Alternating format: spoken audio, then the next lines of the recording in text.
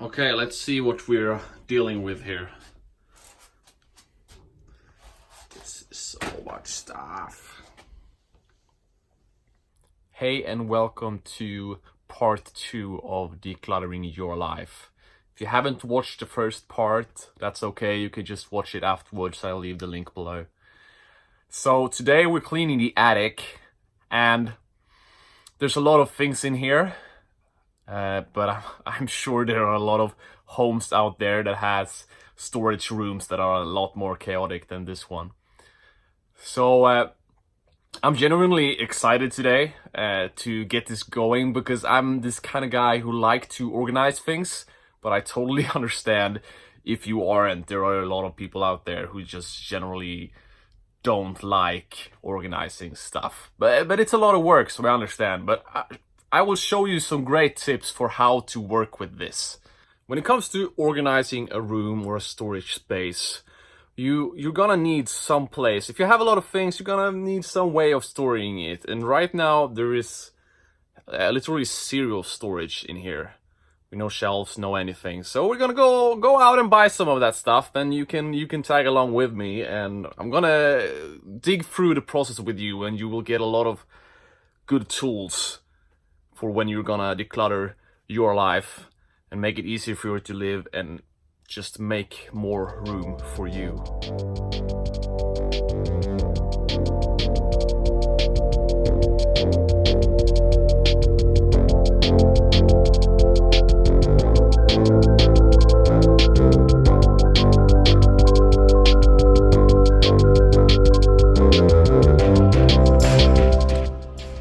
Some plastic containers is really good, because then it's very easy for you to easily spot what's actually in it.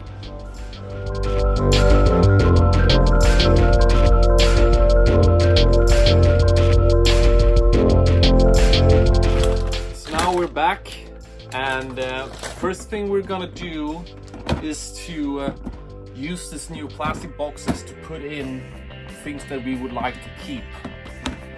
And I want to teach you now the first rule of fixing your storage, which is this is a basic one, you've probably done it for years, is to store like things together, which just makes it a lot easier to find things.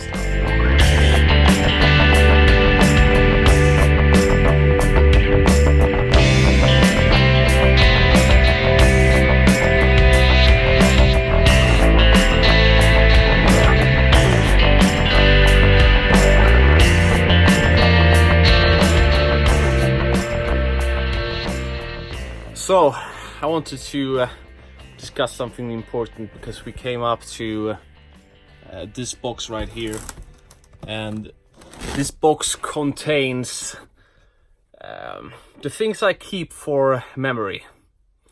Now, I don't keep a lot of stuff, because I've been throwing away a lot under the years, because just some years ago that I understood that things don't have, memories in them. The memories live inside us. But there are still some things that I'd like to keep, but I realized this quite quickly. And so I haven't, I don't have that much stuff left from my childhood, actually. I guess it was because growing up, there was a lot of clutter. There's a lot of stuff hanging around, and I guess that I had some role models who were, and this happens all the time. Like, now it's dark. Like this happens so much. Give me a second.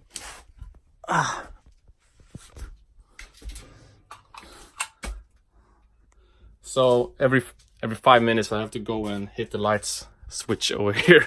So annoying. Well, what I was saying, I had some role models that was kind of clinging on to things too much.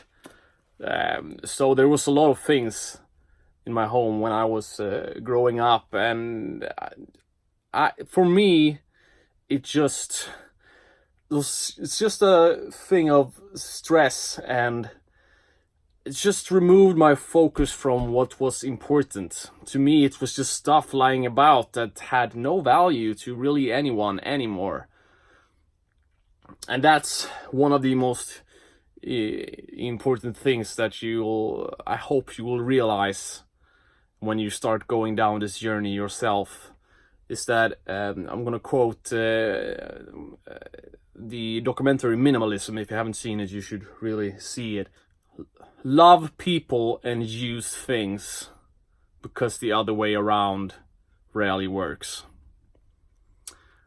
Love people and use things. So when you starting to get more and more attached to things, I hope that you will realize that things might get in the way of your relationships, and that is really important, because it's in our relationships that we really find happiness in life. It's really, I mean, it's a very, very major part. We will not be happy without people around us.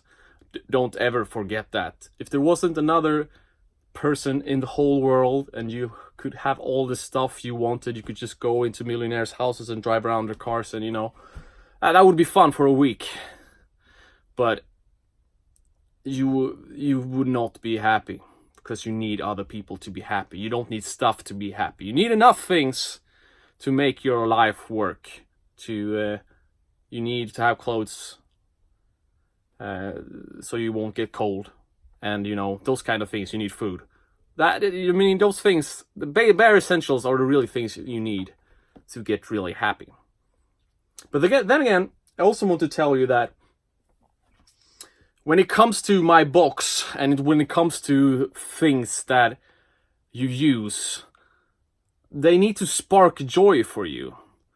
There needs to be, when you use them or when you look at them, you need to get some value out of it, because if you don't get value of it, it's just a thing. It's a useless thing all of a sudden. So when I look down my little box here, it's too dark so you won't be able to see. I find this, for example. It's a picture of me when I have no idea how many years, but see if you can see it. And it's my name in it, and I've had it forever. And it's just a stuff thing that I keep because I enjoy it.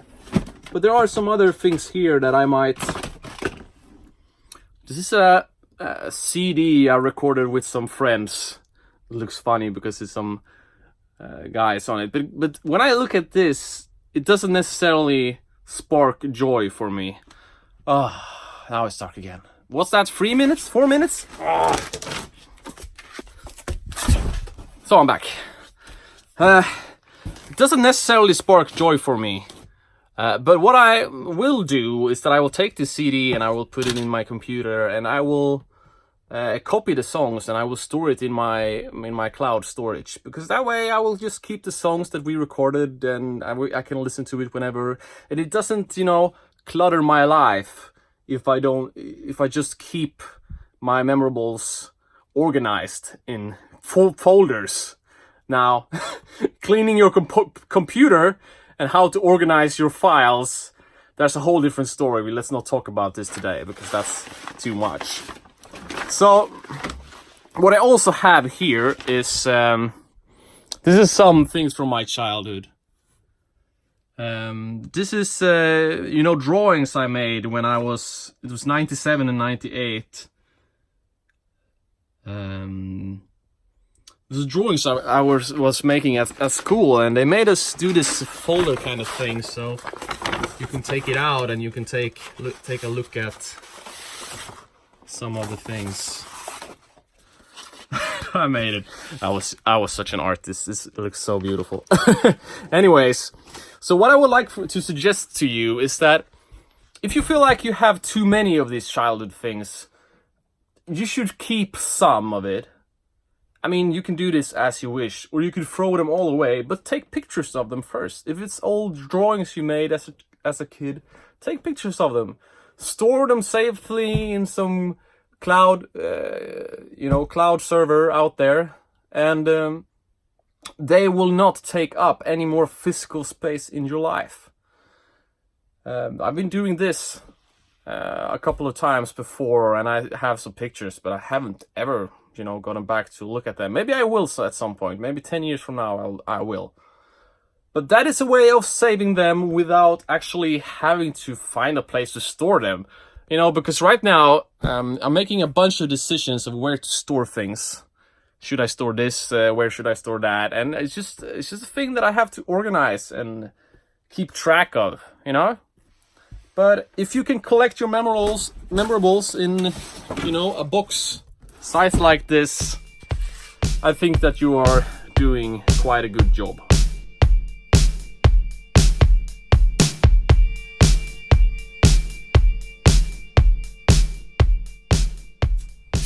Oh, that's cool. Now we have disco in here.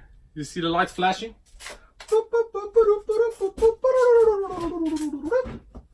That's not how disco sounds nowadays, is it?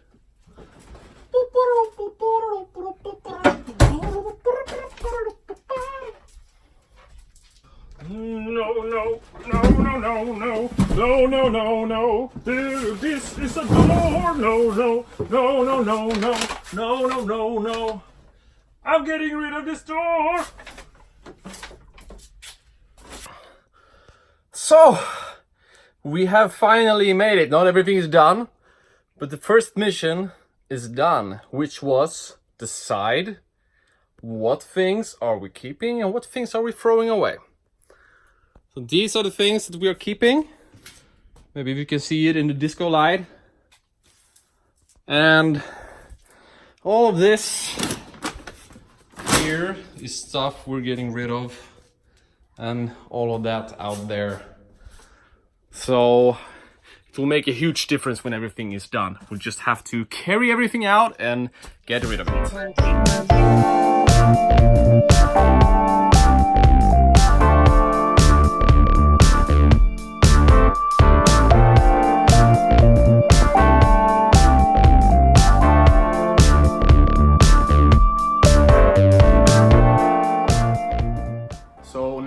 We got rid of a bunch of stuff. It is time to build shelves.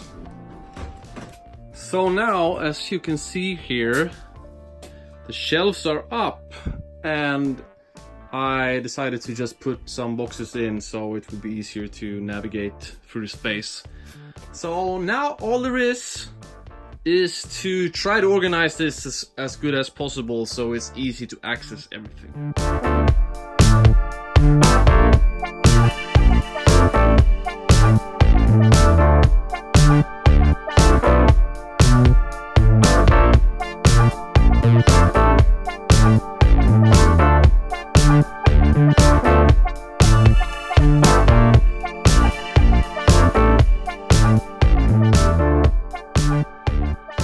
Okay, are you ready? This is the end result of today's decluttering. As you quickly notice, it's a lot of space in the middle now. You can have a dance party in here if you'd like to. I already had that today with a disco light. This flashing lamp, it's been so annoying. But as you can see here, most of the small things are up here in boxes on the shelves here, and it just made such a huge impact on this room.